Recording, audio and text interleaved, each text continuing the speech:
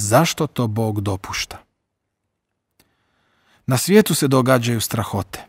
Jednom sam u Essenu prelazio preko ulice, čini mi se da je to bilo 1937. godine, kada mi je u susret došao 16-godišnji dječak kojeg sam poznavao s naših omladinskih sastanaka. Izgledao je sav rastrojen, pa sam ga upitao: što ti se dogodilo? Odgovorio je: na silu su me odveli u bolnicu i sterilizirali jer mi je majka Židovka. Kad sam se vratio kući, roditelja više nije bilo. Nikada ih više nije vidio. Oca su mu uhitili, a majku odveli u Auschwitz.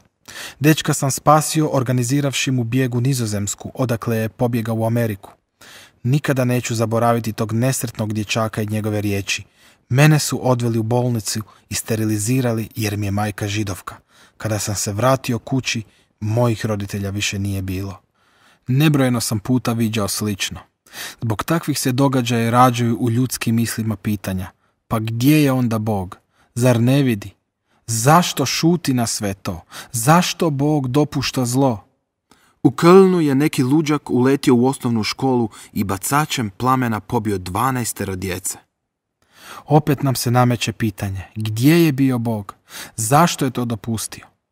Sjećam se jedne mlade žene koja je imala rak. Polagano je umirala u strašnim mukama.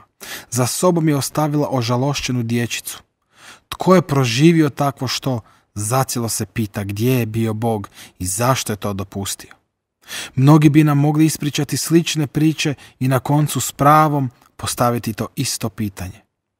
Naš omiljeni pisac Friedrich Schiller napisao je pjesmu koju je nazvao Oda radosti. U njoj je i ovaj stih: braćo, nad zvijezdanim šatorom sigurno stanuje ljubljeni otac. No današnji čovjek sklon je reći: braćo, nad zvijezdanim šatorom ne stanuje nikakav ljubljeni otac.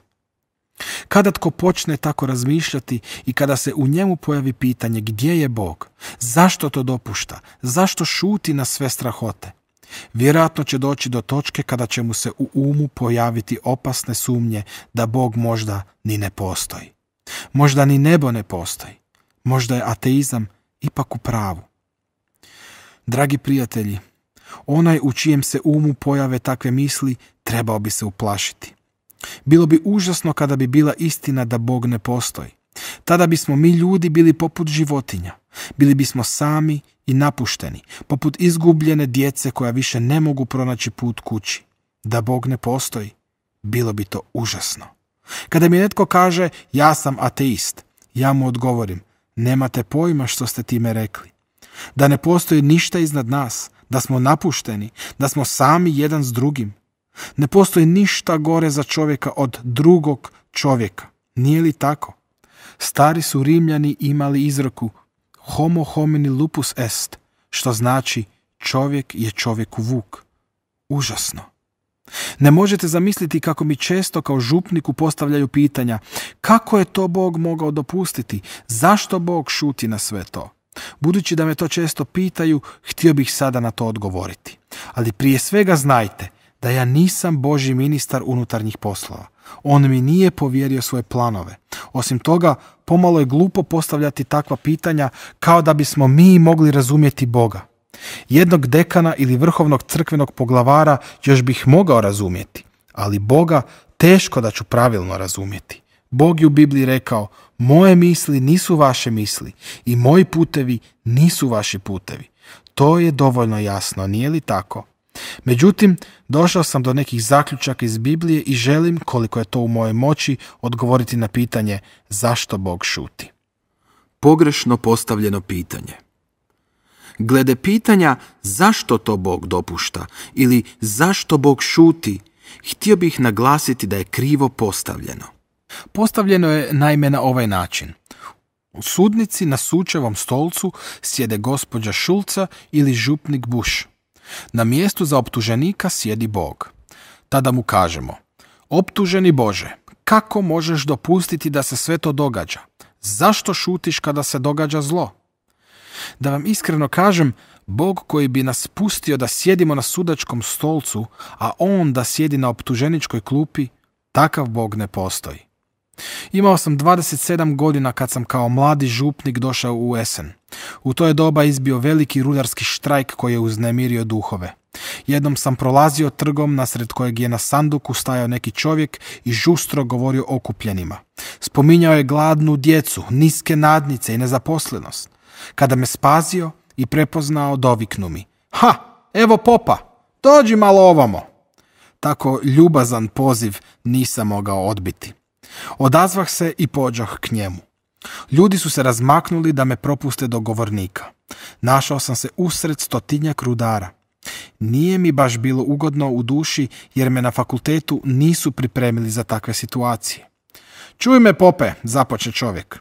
"Ako postoji Bog, u šta ja nisam siguran, ali možda nekakav postoji, kada umrem staću pred njega i reći ću mu," tada je zaurlao, "zašto si dopuštao da ljudi umiru na bojištima? Zašto si dopuštao da djeca gladuju dok jedni bacaju hrane i žive u izobilju? Zašto si dopuštao da ljudi umiru od raka? Zašto? Zašto?" Tada ću mu reći: "Bože, gubi se, nestani." Čovjek je ogorčeno urlao. Tada sam i ja počeo vikati: "Tako je, dolje s takvim Bogom, dolje s takvim Bogom." On odjednom umuknu. Začuđeno me upita: "Samo trenutak, pa vi ste župnik. Ne možete vikati dolje s takvim Bogom." Na to mu ljutito odgovorih: "Slušaj, Bog pred kojeg bi ti mogao doći na ovakav način, Bog na kojeg možeš ovako urlati i koji bi ti dopustio da ga izvedeš pred sud kao optuženika, a da ti staneš pred njega kao sudac, takav Bog postoji jedino u tvojoj mašti. O takvom Bogu mogu i ja zajedno s tobom reći: dolje s takvim Bogom, dolje s takvim budalastim Bogom kojeg možemo optuživati, odbacivati ili prihvaćati, kako nam se već svidi. Takav Bog ne postoji. Ali reći ću ti jedno, postoji stvaran Bog, različit od onoga kako ga ti zamišljaš. To je Bog pred kojim ćeš ti stajati kao osuđenik, pred kojim nećeš moći ni usta otvoriti. Postoji samo Bog koji će tebe pitati: zašto me nisi proslavio, zašto me nisi prizivao, zašto si živio nečistim životom, zašto si lagao, zašto si mrzio, zašto si se svađao, zašto si? To će te on pitati. Tada će ti riječ zastati u grlu, nećeš mu moći dati nijedan odgovor. Ne postoji Bog kojemu bismo mogli reći: gubi se. Ali postoji živi Bog koji je stvaran i svet, koji bi i nama jednom mogao reći: nestani, gubi se. Kada čujete kako ljudi predbacuju Bogu kako Bog to može dopustiti, zašto Bog šuti, recite im: takav budalasti Bog koji bi nama dopustio da ga optužujemo i predbacujemo mu može biti samo plod naše mašte. Postoji jedino sveti i pravedni Bog koji optužuje i vas i mene. Jeste li dosad poštovali sve Božje zapovjedi i ni jednu prekršili? Dobro promislite. Bog se nimalo nije šalio kad je ljudima dao svojih 10 zapovjedi. Dakle, optuženici smo mi, a ne Bog. Najozbiljnije vam želim reći, pitanje je postavljeno pogrešno. Također želim reći sljedeće. Božja šutnja je njegova osuda. Zašto Bog šuti? Nije besmisleno pitanje. Bog zaista često šuti. Božja šutnja za nas najstrašnija osuda. Uvjeren sam da postoji pakao, no pakao sigurno nije onakav kakav ga se prikazuje na nabožnim slikama, mjesto na kojem đavao peče grešnike na ražnju i gdje se događaju slične glupe izmišljotine. Umjesto toga, ja vjerujem da će pakao nastati onda kada Bog prestane govoriti ljudima. Ondje ćete ga moći zazivati i moliti mu se, ondje ćete moći vrištati, ali vam on više neće odgovarati. Ruski pisac Dostojevski je rekao: pakao je mjesto gdje Bog više ne svraća pogled. To je mjesto gdje smo zauvijek ostavljeni sa svojom krivnjom, mjesto gdje smo zaista napušteni od Boga. Da, Božja šutnja je njegova osuda. Kad Bog šuti, pakao počinje već ovdje na zemlji. Ilustrirat ću vam to jednom biblijskom pripovješću. Tamo gdje je danas mrtvo more nekada su bila 2 grada, Sodoma i Gomora. Za ono su doba ti gradovi bili prava kulturna središta. Njihovi stanovnici nisu poricali Božje postojanje, a vjerojatno je ondje bilo i svećenika. Iako su vjerovali u Boga, nisu ga ozbiljno shvaćali. Sjetili bi ga se tek prigodom vjenčanja ili sahrane, dok bi u ostale dane zaboravljali da uopće postoji. Osim toga, pogazili su sve njegove zapovjedi. U Sodomi je živio jedan pošten čovjek koji se zvao Lot. On je štovao Boga i upozoravao sugrađane. Ne možete se tako nemarno odnositi prema Bogu. Nemojte misliti da možete griješiti ako vas on odmah ne kažnjava. Što tko sije, to će i žeti. Ah, ne zafrkavaj, odgovarali bi mu. Nisi ti propovjednik. Prestani govoriti tu glupost, što tko sije, to će i žeti. No jednoga dana u samu zoru, odvevši prije toga Lota i Sodome, zapljušti Bog s neba ognjem na Sodomu i Gomoru. Mi koji smo preživjeli saveznička bombardiranja u Drugom svjetskom ratu dobro znamo kako to izgleda, ali Bog to može učiniti i bez zrakoplova. Mogu zamisliti kako su ljudi skakali s postelja i vikali u podrum, u podrum! Otrčali su u podrum gdje je začas postalo neizdrživo vruće. Više se nije moglo disati pa su vikali moramo van! Tada su istrčali, ali vani na sve strane pljuštao oganj i sumpor. Jadni ljudi, van nisu mogli, a u podrumima ih je ugušio vreli zrak. Tako to opisuje Biblija. Ja sam zamislio još neke situacije koje nisu opisane u Bibliji, koje su se mogle događati u podrumima u kojima su se natjerani nesrećom okupili različiti ljudi.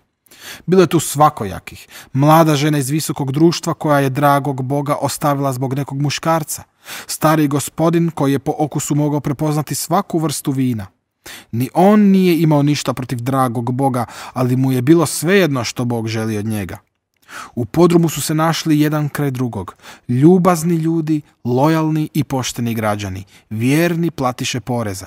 Svaki od njih bio mali svijet za sebe, kao što su ljudi i danas. U podrumu je dakle bilo neizdrživo vruće. Htjeli su van, ali nisu mogli. Oganj je sve proždirao kao u paklu. Tada ih obuze jeza. Debeli gospodin reče, ljudi, Lot je bio u pravu. Bog zaista postoji. Žena iz visokog društva doda, sada nam samo Bog može pomoći. Moramo se moliti. Tko zna moliti? Prvi put u životu podigli su ruke na molitvu. U antičko doba molilo se podignutih ruku. Čule su se riječi, Gospodine smiluj se, sagriješili smo, prezirali smo te, počuj sada našu molitvu, znamo da si Bog koji ljubi, znamo da si milostiv, molimo te Gospodine smiluj nam se. Ali glasa nijotkud, čuo se samo prasak i pucketanje vatre. Ruke se spustiše, šake se u grču skupiše. Bože, zašto šutiš? Odgovora nijotkud. I dalje se čulo samo divljanje vatrene stihije. Sada su mogli moliti ili psovati, bilo je svejedno. Bog više nije odgovarao. Postoji granica do koje neki čovjek, grad ili narod može doći. To je granica ravnodušnosti prema živomu Bogu. Kada se ona prijeđe, Bog više ne odgovara. Upravo je ta Božja šutnja bila najjezivija kazna za Sodomu i Gomoru. Bog im nije više imao što reći.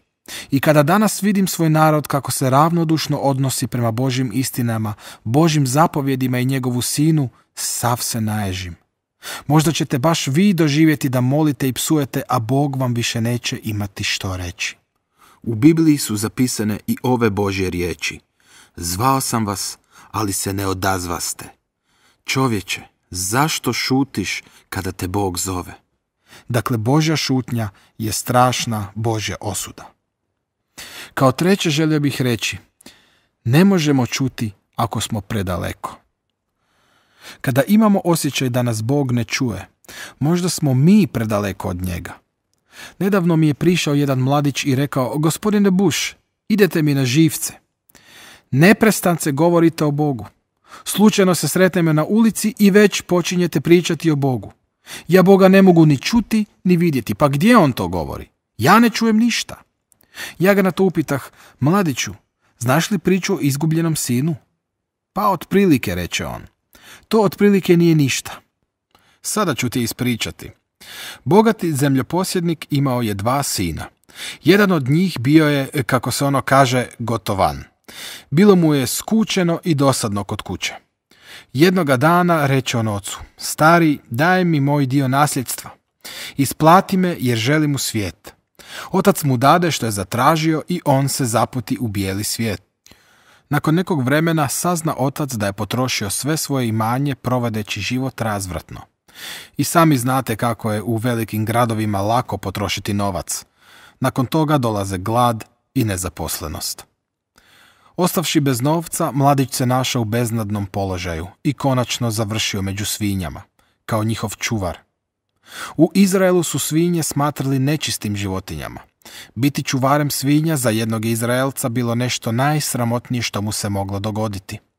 Kako je glad bivala sve žešća, mladić je bio radostan kada je mogao ukrasti rogače koje su davali svinjama i napuniti svoj želudac. Ondje više nije mogao čuti očeva glasa. Bio je predaleko. Izgubljen je sin mogao reći: ne čujem očev glas. I naravno da ga nije čuo. Dopustite da ovdje umetnem nešto što ne piše u Bibliji kako bih vam lakše objasnio svoj stav. Sjedi tako taj bjegunac kraj svinja i ljuti se na svojega oca. Optužuje ga. Kako samo može dopustiti da mi je tako loše? To bi mogla biti i slika današnjeg svijeta. Ljudi su napustili Boga, pa je na njih navalila bijeda i nevolja. Pa zato sada viču: kako Bog to može dopustiti? Zašto šuti na sve to? No Isus je drugačije ispričao tu priču. U jednom trenutku ovaj je došao k sebi i rekao: koliki najamnici moga oca obiluju kruhom, a ja ovdje umirem od gladi. Ustaću, poći k svome ocu i reći mu: oče, sagriješih Bogu i tebi. Diže se i krenu svome ocu. Dok je još bio daleko, opazi ga otac i sažali se. Potrča pred njega, pade mu oko vrata i izljubi ga, a sin mu reče: oče, sagriješih Bogu i tebi. Otac ga je grlio i naredio slugama: brzo donesite odijelo, ono najbolje, i odjenite ga, stavite mu na ruku prsten, a na noge sandale. Tek je sada dobro čuo očev glas. To što ti ne možeš čuti Božji glas znači da si predaleko od njega. Moraš se obratiti i to vrlo dobro znaš, rekoh tom mladiću. Ljudi mogu otići vrlo daleko od Boga, sve do svinja, slikovito rečeno. Toga sam bio itekako svjestan u doba mog bezbožnog života, kada sam bio poručnik za Prvog svjetskog rata. Mislio sam: ta vrijeme mi je da se obratim. Znate, još nisam sreo nekoga tko u sebi nije znao tu činjenicu. Moram se obratiti. Jedna samopravedna žena objasnila mi je: ja sam u redu. Ali nakon podužeg razgovora s njom priznala je: da, moram se obratiti. Moj život je pun krivice i moje srce je zapravo otvrdnulo. Svi mi znamo tu činjenicu. Moram se obratiti. Ako osjećate da se morate obratiti, zašto to ne učinite? Obratite se. Tek ćete tada čuti očev glas. O Božoj šutnji želim reći još i sljedeće. Moramo poslušati posljednju Božju riječ. Možete li i dalje pratiti? Jesam li dosadan? Ako sam dosadan, to je moja krivica, a ne zato jer je evanđelje dosadno. Propovjednik može evanđelje učiniti dosadnim, to priznajem. Ali onda čitajte Bibliju bez propovjednika. Vjerujte mi, od evanđelja zastaje dah. Sada vam želim reći ono najvažnije. Kada imate osjećaj da Bog šuti, morate potpuno poslušati njegovu posljednju riječ. U Bibliji, u poslanici Hebrejima piše: Bog koji je nekoć u mnogo navrata i na mnogo načina govorio ocima preko proroka, na kraju, to jest u ovo vrijeme, govorio nam je po Sinu. Znate li tko je taj Sin? To je Sin Božji, Isus Krist. Isus. Srce mi zakuca jače i puls mi se ubrza kada mogu govoriti o Isusu. Isus je, kao što Bog tvrdi za njega, riječ Božja koja je postala čovjekom. Riječ koja je tijelom postala i nastanila se među nama. Kada mi izgovorimo riječ, ona izlazi iz naših usta kao dah. Bog je jednu riječ pretvorio u tijelo, u Isusa. Isus je posljednja Božja riječ. Jeste li čuli izraz moja zadnja riječ? Pretpostavimo da želim prodati kravu. Ne bojte se, ne prodajem nikakvu kravu, samo pretpostavimo. Koliko vrijedi jedna krava? Ne znam, recimo 1000 maraka. Na to mi vi kažete: ne dam više od 300.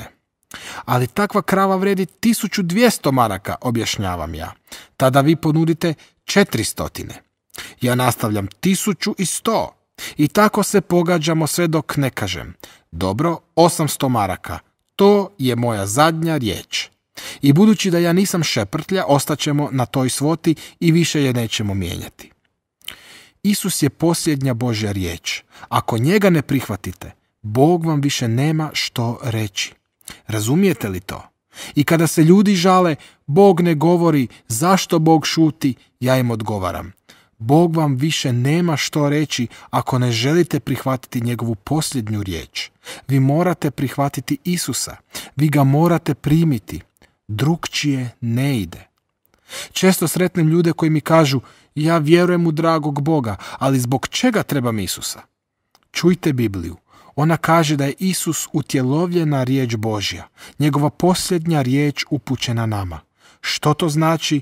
Moram vam još malo objasniti i pritom ispričati još nešto o Isusu. A ništa mi draže od toga nije. Jednom dok je Isus poučavao, oko njega se okupilo mnoštvo. Odjednom ih obuze nemir. Zavikali su i počeli se razmicati. Isus je prekinuo svoj govor i upitao, što se događa? Dogodilo se nešto užasno. Među okupljene došao je gubavac. Znate li tko je gubavac? To je čovjek koji se živ raspada. Guba je užasna. Gnoj nagriza uši, nos i usnice. Izgleda tako strašno da onaj tko to vidi može pasti u nesvijest. Zato su gubavci bili prisiljeni živjeti u divljini, daleko od svakog ljudskog naselja. Nipošto nisu smjeli među ljude, a taj je gubavac došao među mnoštvo okupljeno oko Isusa. Čuo je o Isusu i među to mnoštvo dovela ga je velika čežnja. Želim vidjeti Spasitelja. Svi su se sklanjali s puta i vikali, bježi, gubi se. Pograbili su kamenje ne bi li ga uplašili, ali se on nije dao otjerati. Mogu zamisliti kako je kroz gomilu nastao prolaz jer su svi uzmicali. Tako je prolazio kao nekom pustom uličicom sve dok nije stao pred Isusa. Ne, nije stao pred Isusa. Bacio se pred njim u prašinu i sa suzama u očima ispričao Spasitelju sav svoj jad. Moj je život pokvaren i onečišćen. Isuse, ako hoćeš, možeš me očistiti. Pomozi mi. Jeste li znali da se uništen čovjek i Spasitelj kad tad moraju sresti? To će se svakako dogoditi. Trebamo doći sa svojim jadom pred Isusa. Kako bi bilo da odbacite svoju religiju i donesete svoj jad pred Isusa? I tako je taj jadan gubavac pao ničice pred Isusa s riječima, ako hoćeš, možeš me očistiti. Tada se dogodilo nešto prekrasno. Isus se povukao jedan korak pred tom ljudskom ruševinom i rekao, hoću, ustani, očisti se. Ali ne, on to nije učinio.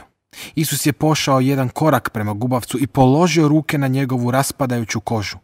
Ljudi su sa zgražanjem povikali, gubavca se ne smije doticati. Biblija ovako izvješćuje. Isus pruži ruku i dotaknu ga. Nikakva prljavština nije Isusu odvratna. Nema jada koji bi bio prevelik za njega. Položio je ruke na gubavca.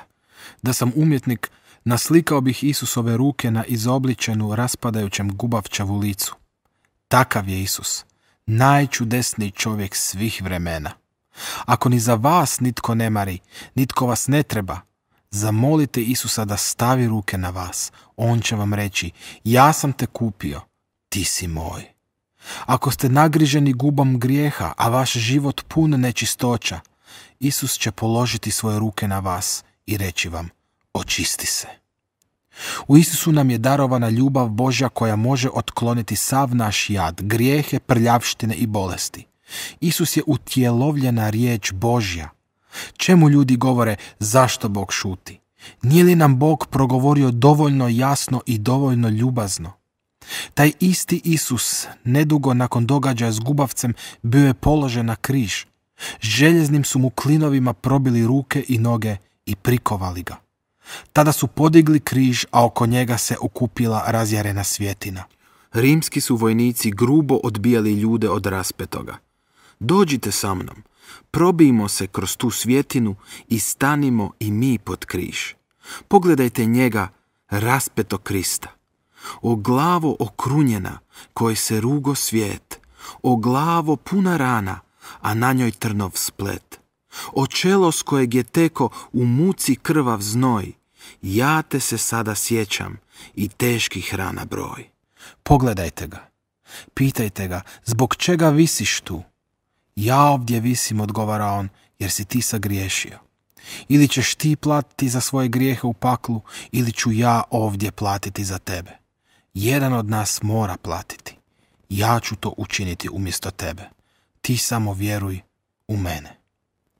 Navečer su Isusa položili u grob, isklesan u stijeni i na ulaz dokotrljali tešku kamenu ploču. Ispred ulaza stražarili su rimski vojnici. Treći dan, nakon sahrane, još za mraka, najednom posta svjetlo kao da je u blizini eksplodirala atomska bomba. Svjetlo je bilo takvo da su stražari, koji nisu bili neki histerični slabići, popadali u nesvijest. Posljednje što su vidjeli bio je prizor veličanstvenog Isusova izlaska iz groba. Ovo što vam pripovjedam nije nikakva bajka. To govorim jer znam da je Isus oskrsnuo od mrtvih. Isus koji je umro za vas, živ je i danas. Ne postoji ljudsko biće za koje on nije umro.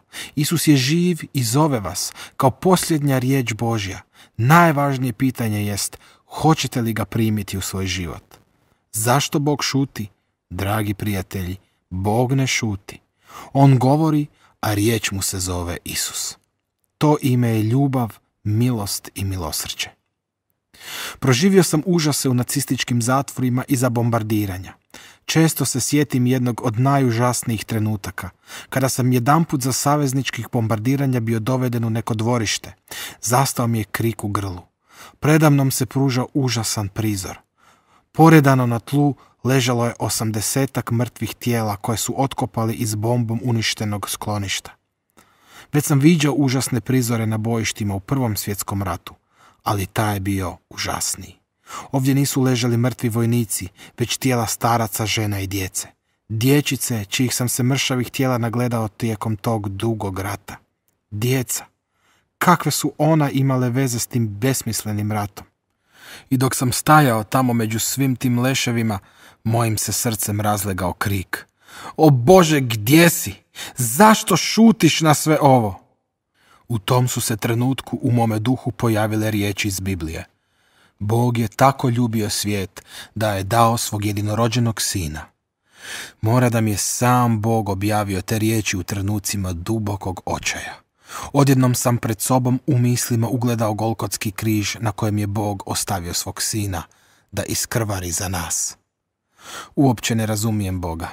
Ne razumijem zašto je toliko toga dopustio. No srećom postoji njegov znak, spomenik, svetionik njegove ljubavi. To je križ Isusa Krista. Ako Bog nije poštedio vlastita sina, nego ga predao za sve nas, kako nam neće dati i sve ostalo s njime? Tako je rekao apostol Pavao i to je istina. Kad pod Kristovim križem nađem mir s Bogom, sve mi postaje jasno i nemam više nikakvih pitanja. Dok su moja djeca bila mala, nisu prihvaćala sve što sam činio, ali su se pouzdavali u mene. Tata će to dobro napraviti. Kada nađem mir Božji pod križem Isusa Krista, i ja se mogu pouzdati u nebeskog Oca. Sve što on čini, ispravno je. Najvažnije je stoga prihvatiti, primiti tu posljednju Božju riječ Isusa Krista. Možete li me slušati još 5 minuta? Moram vam reći još nešto jako važno. Božja šutnja može donijeti radost. Satima se može raspravljati o tome zašto Bog dopušta ovo ili ono, no pitanje postaje zaista aktualno tek kada se radi o nečem osobnom. Nije li tako? U svim mračnim tjeskobama života izlaz sam nalazio samo putem Isusova križa. Nedavno mi je neka mlada djevojka rastrojena izgleda rekla: više mi se ne živi. Ne znam u kojem ste vi stanju, ali vam želim reći nešto u vezi s vašim životnim problemima. Nećete postići apsolutno ništa pitajući neprestano zašto. Radije se pitajte zbog čega, u koju svrhu. Kada sam prije nekoliko desetljeća još službovao kao župnik u jednom rudarskom kraju, dogodilo se nešto strašno. Jednom je rudaru naime pala stijena na leđa i slomila mu kralježnicu. Zbog toga mu je bio oduzet donji dio tijela i nije bilo nikakve nade u ozdravljenje ili poboljšanje. Užasno. Otišao sam ga obići, ali vam mogu reći da je to bio najstrašniji posjet u koji sam ikada išao. Kod unesrećenog su se okupili prijatelji.